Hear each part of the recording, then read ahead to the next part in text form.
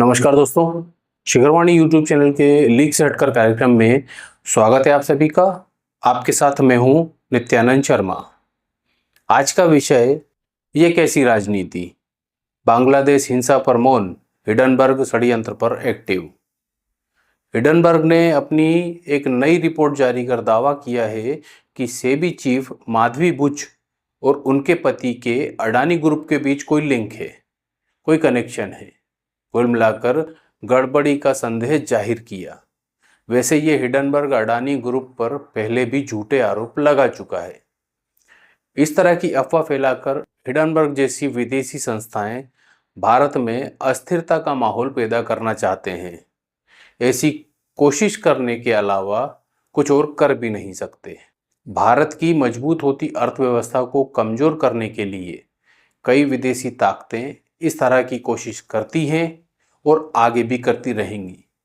खास बात तो यह है कि भारत के विपक्षी दल ऐसे षड्यंत्रकारी तत्वों का साथ देने तुरंत एकजुट हो जाते हैं।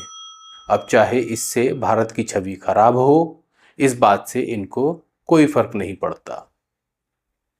हालांकि हिडनबर्ग रिसर्च द्वारा लगाए गए इन आरोपों को सेबी प्रमुख माधवी बुच और उनके पति ने निराधार बताया है।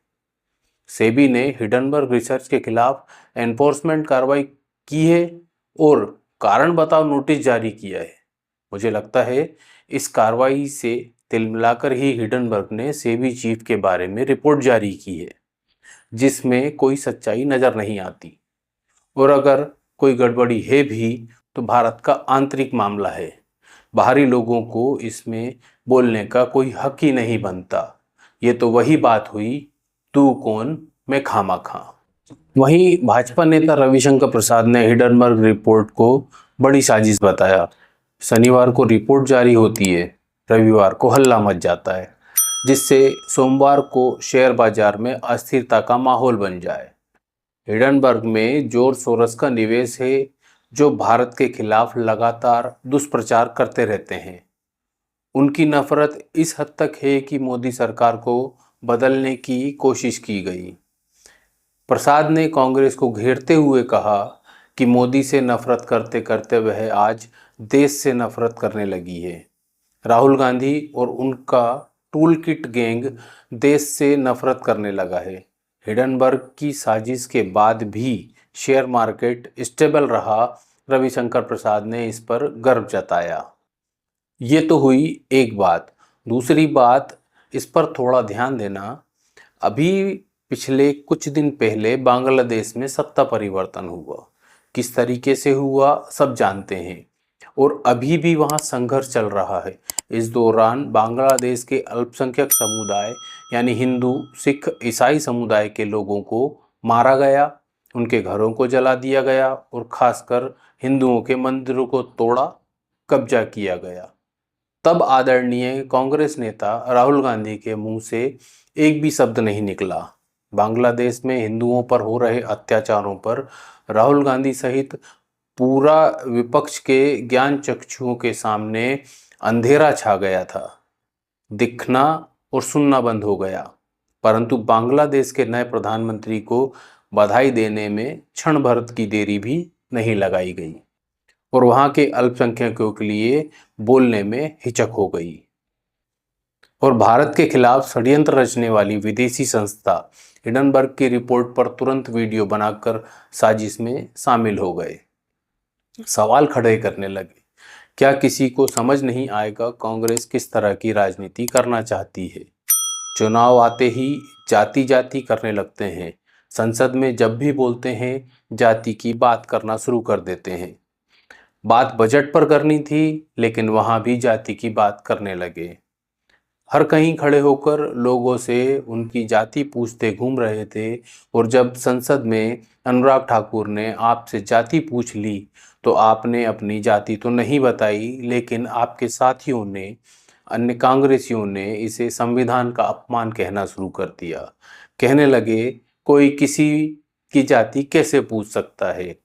आप पूछो तो संविधान का सम्मान होता है, और कोई आपसे आपकी जाति पूछ ले तो संविधान का अपमान। ये कौन सी बात हुई? समझ में नहीं आती। अगर किसी को समझ में आए तो बताना जरूर।